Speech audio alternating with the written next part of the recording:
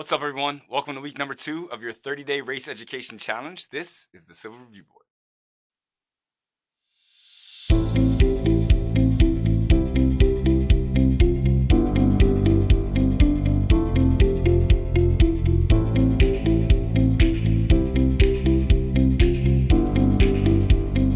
All right, so we're going to start out with some housekeeping stuff. First, I want to say it's pretty cool to see so many people interacting so early.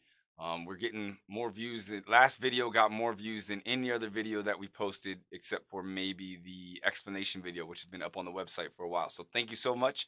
It's really cool starting to feel like I'm talking to something other than a camera or someone other than a camera. So welcome, everybody. Let's start by talking about pace.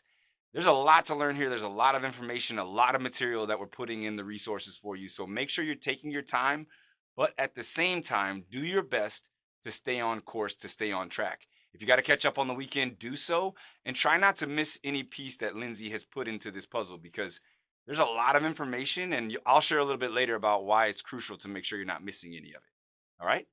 So the second thing I want to remind you guys, the best way to support what we're trying to make happen here and the best way to support what we want to do in the future is to engage through this website and the channel via clicks. So like this video, subscribe to the channel, head to the website, make sure you put your email in there so I can send you these videos when they're released, and you'll get our monthly newsletter that kind of will break down the plan and the goal for the rest of the month. Because remember, we're not just talking about racism. We got a whole year planned out. I've got a topic for every single week, mostly. I will be taking some breaks here and there, but we've got a lot of fun topics that we'll be covering outside of just racism. We're just starting with racism to build a foundation. And then, of course, when you are ready to, one of the first action steps that you can take is just simply sharing these videos, putting these videos in front of people that you think might enjoy watching them, might take something from them, is going to be super powerful and is one of the easiest things you can do to make this channel thrive and to make it grow and help our community grow. So share with some friends that you think would benefit from hearing the stuff that we're talking about. All right, so like I said in the last video, we're going to do a slight recap of week number 1. I'm not going to get into the nitty gritty because that's what you're supposed to do on your own, taking notes and all that stuff, right? So I just want to I'm going to kind of retrace the big ideas that I took away personally from each of the days and each of the lessons. And we're going to start with the prison industrial complex, the 13th. If you watch the video, the 13th on Netflix, you will have probably gotten an idea of how vicious and nasty and long lasting the systemic racism in our policing system and our prison industrial complex is, and how much it can cause harm to a population. Remember the stat that we shared last time of the 5% of the world's population is home to 25% of the world's prisoners. That's 1 in 4 people that are behind bars in America. And that problem, it's not just a black problem now, because they've tried to eliminate race from the picture or make it less obvious piece of the puzzle. The prison industrial complex hurts everyone. It destroys families of all color. And black people obviously are disproportionately hurt because that is the history of the system. But going forward, as we try to evolve as a country, if the prison industrial system remains the way that it is, if it stays as powerful as it is currently, everyone's going to be torn up in its wake. So that's something that we got to work on, and I think it's something that we can work on immediately. The next thing I want to talk about is the Reconstruction Era, and I think that's a really interesting era to study and read about because there was so much black excellence and thriving that was coming out of that time frame that if had we done it correctly, had America spent a little bit more time and energy on eliminating the systemic racism and the structures that were in place in the South, if we had been able to do a little bit better there, maybe we wouldn't have a lot of the issues that we have now. Maybe it would have been a little bit of an easier path to walk down. Another important thing that I took away from reading about the Reconstruction Era is how mob violence against black people coincided with police action against black people. It's just scary to think that today in 2021 there are police officers that can be, in some, I'm talking some, I've had a badge before, right? I've carried a gun on my hip, so I know for a fact that not all police officers are bad.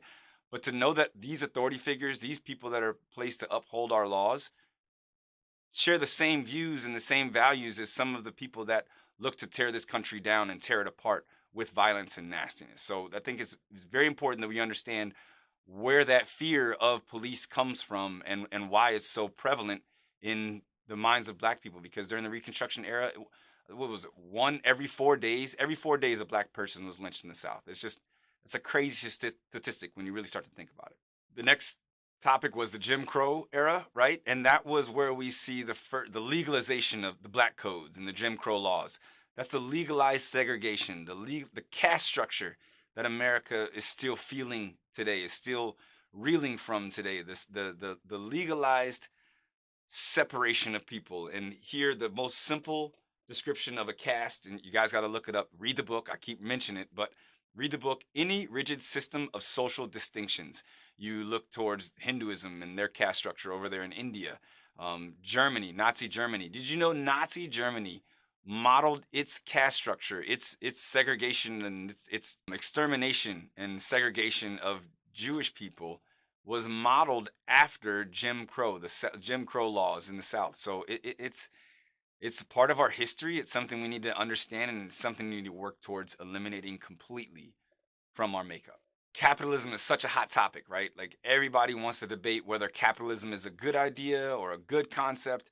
And I just want us to look at American capitalism and the brutality of American capitalism. I know that we're not slave drivers as of today, right? But there is so much poverty and unfair practices, and the rich are making off with all this money, and the poor people are looking around like, wait, who's doing all the heavy lifting here?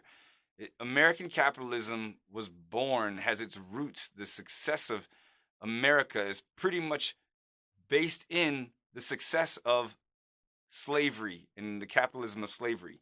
The biggest quote that I took from the 1619 Project episode number 2 was, the value of all enslaved people was more than that of all the railroads and all the factories combined. The slave trade, the fact that people were able to take out mortgages on bodies, that's insane. When 1865, when they freed the slaves, they freed 3.9 million people. That was 3.9 million resources that slave owners had loans out on, right? That they owned as property, and that they used to make more money off the backs of. And then all that stuff went away, and the systems, as we look back at Reconstruction, the systems that they continued to keep in place were there to ensure that those resources didn't get away from them. Yes, they changed the name, they changed the style, they changed the structure, but a person is a resource. An employee is a resource. And that's the way companies looked at people and bodies, and not just black bodies, but underserved bodies and underprivileged bodies, and people that have had to work for a living, right? And pull themselves up from their bootstraps. It's crazy to imagine that white people aren't hurting because of the foundation of slavery capitalism that existed in America. We are hurting. Like, everyone's hurting. Black people are hurting. White people are hurting. We're being pitted against each other to try and divide us and keep us confused and keep us engaged amongst ourselves, so that we don't turn our attention to the real issues of unfairness and inequality and inequitable pay and all that stuff that we actually should be focusing on to fix a lot of the problems that exist in our country today. This one's maybe my favorite, and it's about democracy, episode number 1. We suffer from your presence. That was Abraham Lincoln's mindset towards slavery and towards freeing slaves. He wanted to save the country, right? And he knew that the best way, the easiest way for him to save the country and save the face of his nation was to free the slaves. So in that process, he asked these 5 abolitionists, hey, when we're ready, we want to ship you guys out of here because your presence causes us to suffer, right? And their response, this is our home. This is our country. Here we were born, and here we will die. The fight for a better America has always been one of the main goals of people that have fought against oppression, and people that have fought against slavery, and people that have fought against discrimination. Black people and all of the work that they did in the years following the 13th Amendment, everyone wins. Everyone has won. Everyone has benefited from what Dr. Martin Luther King did. Everyone has benefited from what the civil rights leaders in the 1950s and the 1960s did. So to have this hatred towards black people still exists so prevalently today, that means you really don't understand what people wanted when they said, "Hey, we want to be free and we want to help build a better nation because we have no home to go back to. We have no land to claim as our own. You're not going to just point us to a place in Africa and say, go back there and thrive. Like, this is where we are. This is where we were born. This is where we will die. So while we're here and while we're living, we want to make this the best democracy possible." They believed in it and they wanted to see it through. The last takeaway I want to share is from the TED Talk by Isabel Wilkerson. And the thing that I got from that, if you listen to the TED Talk, if you haven't, please do.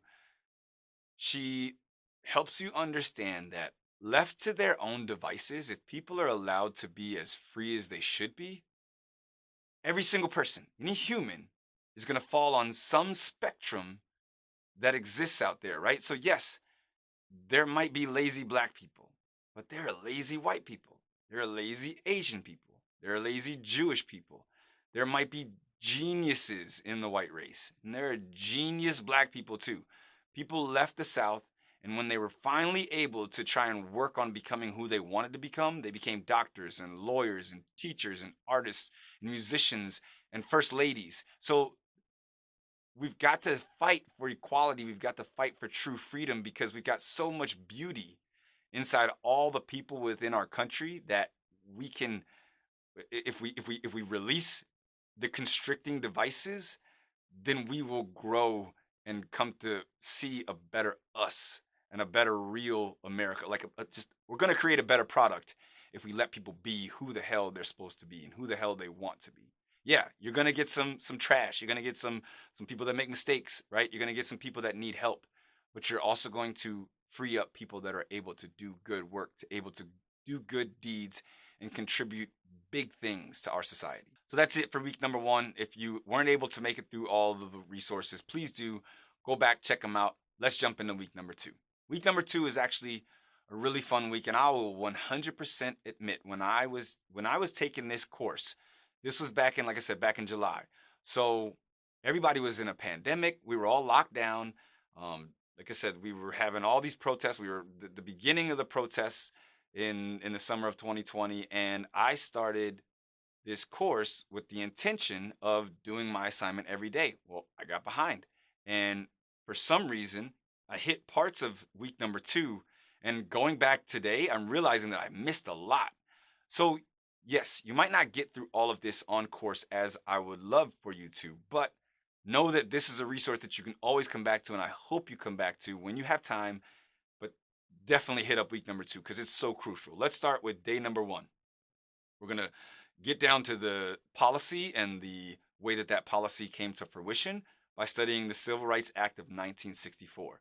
So we're going to understand the politics that Martin Luther King had to play to get that act passed. And then we're going to jump into Brown versus Board of Education, which came a little bit earlier than the Civil Rights Act of 1964. But when you're reading about Brown versus Board of Education, when you look at how the Supreme Court decided that it was necessary to integrate schools in America, you will see that even the reasons that they chose to do so were based in racism. So, and you'll see it if you go through, go on, check it out, find it for yourself.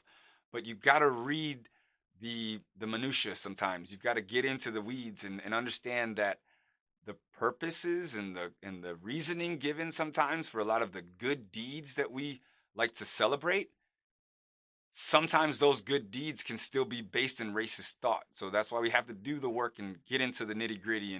And so that's why you can't skip days. Okay. The next day, day number 3 for this week is going to be the Black Panther Party. The Black Panther Party got demonized probably more than most civil rights leaders or groups in the 1960s and 70s. When in reality, the Black Panther Party was probably the most dangerous because those guys decided it necessary to take action and take responsibility of all these things. And they created all these programs, and you'll read about them. They created these programs that they knew would impact the Black community directly. So when I feel like I want to do something, when I feel like I want to engage, yes, these videos are great, but you got to be like the Black Panthers. You have to be out there protecting your community, active in your community, creating things that will benefit people that are underserved and need help directly. Let's not do it toxically, because I've got a book on my wish list called Toxic Charity, and that's so that I make sure that when I do get out there in the community, when I am able to get out there and really affect change with my hands, that I'm not just jumping in, just parachuting in and saying, "Hey, I'm here to save the day," right? I'm not here to be a savior. I'm here to contribute. But the Black Panther Party, that'll be a really cool week for you to kind of get a more positive understanding of what those men and women were trying to make happen. Next is the role of the Vietnam War, and this was one I think I probably skipped over because I thought that I knew.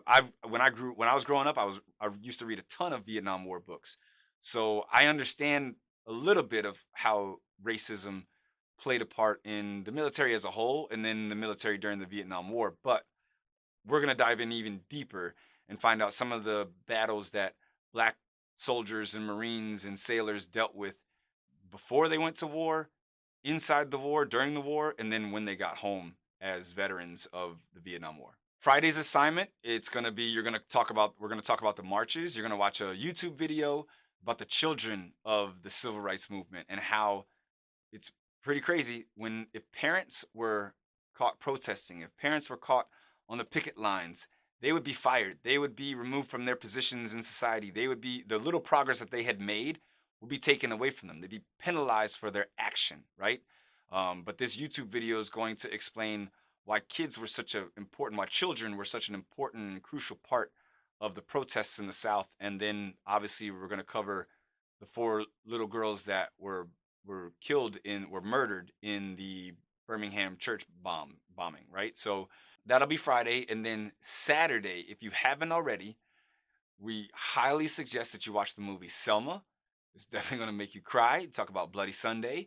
And then if you've already seen Selma, check out Malcolm X, Ali, or The 4 Little Girls. Those are 4 movies that you can watch this weekend. If you can watch all 4 of them, put them on your to-do list because they'll really contribute to a better understanding of what happened in the civil rights era of the 1950s and the 1960s. So that's it. Short and sweet. Remember, keep taking notes. Share these videos. Click engagement really helps. If you guys have any questions, if I messed up something, if you don't understand how to best use a resource, shoot me a note. I'd love to hear from you. I'd love to get your feedback. If you want to see anything, if you want to see me dive in any more detail, please let me know. But thank you guys for being here. Make sure you go back to the website, www.thecrb.org. Subscribe there, subscribe to the channel, pass this off to a friend. Let's make some good things happen.